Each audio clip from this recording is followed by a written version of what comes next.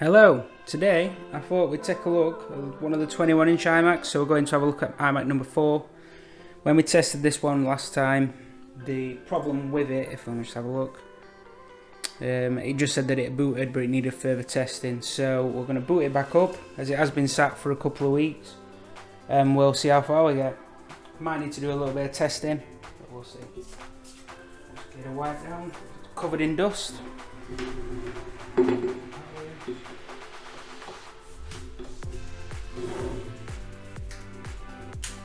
Power it on.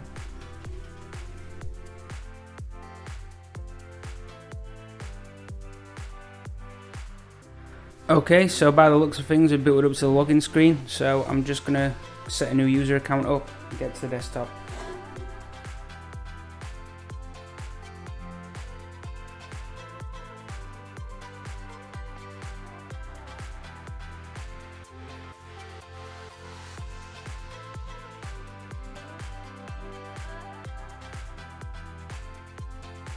Okay, so the Mac's booted up onto the desktop now, and the first thing that I've noticed is if we look down on this left hand side, you can see there's a bit of sort of LCD bleeding. It's a lot brighter down there than the rest of the screen, so I wonder if this could be the fault with this iMac.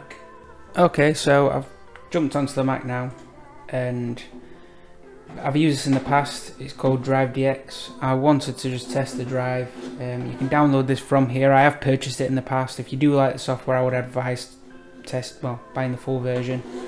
So I've downloaded it here. I've installed it. And from here, as you can see, it's found 0 issues, which is all good. It's not saying there's any issues at all, to be quite honest with you. So that to me says that there's nothing wrong with the hard drive, which is a good start. So what I'm thinking is I'm going to try and stress it out and do a graphics test using benchmark software, and then we'll see if it kernel panics or anything like that. I'll set that running now. Okay, so the next thing I want to do is test the graphics. So I use a thing called Haven Benchmark. You'll see all it does is basically tries to stress out the graphics card.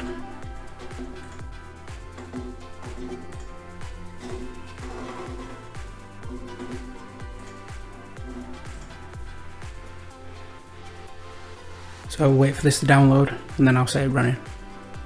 So I set the benchmark software running and it didn't kernel panic, it didn't do anything. I actually left it running for about 48 hours. The Mac got pretty hot, but it didn't turn off, it didn't do anything. So to me that shows that there's no issues with the graphics, as usually if there were a problem they would have come up with them.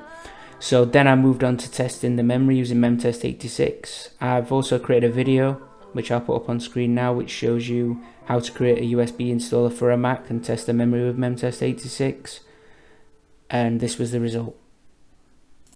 Okay, so I'm just picking back up on this again. I haven't actually had a chance to look at this machine. It's been running for 5 days. I forgot about it completely, to be quite honest with you, or I've just not had a chance.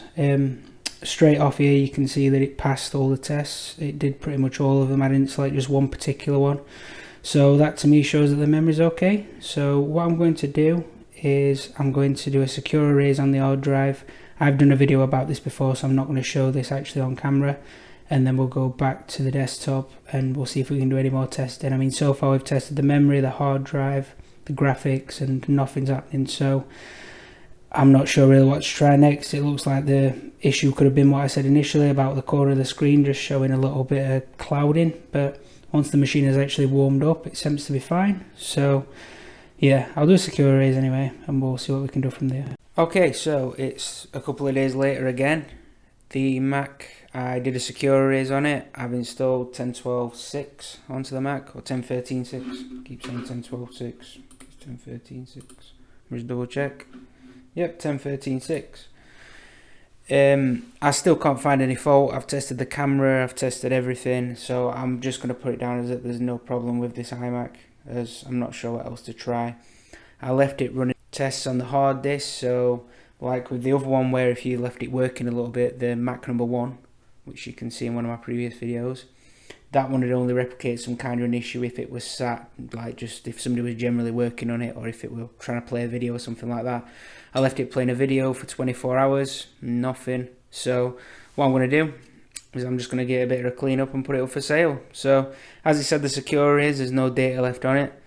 to actually clean this machine, I'm just going to use some trusty old furniture polish and a duster. I mean, you know, you could get some proper device cleaning stuff, but the way that I look at it is this is glass and that's metal, so I can't see why that'd hurt to use this. I'm sure somebody will tell me why. But yeah, so I'll give this a bit of a clean up now.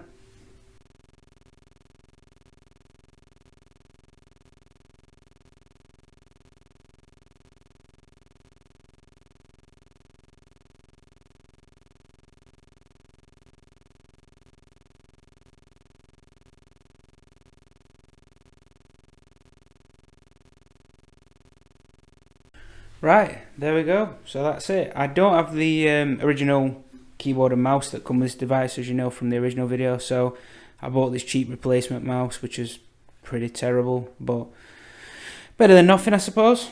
I have ordered a keyboard for it, which looks a little bit better than this. It's not a genuine Apple one, but again, this machine really does not deem buying a brand new keyboard. I mean, the Magic keyboards are something like £50 for both of them, whereas that were £3.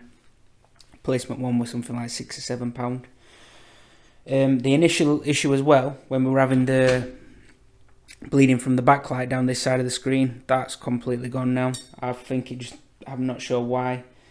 You could see like the outline of certain stuff, but well, it seems to be okay now. So yeah, I'm gonna put it up for sale. It'll be a nice little machine, maybe for somebody to do schoolwork on or something like that, if they don't want to use a Windows machine.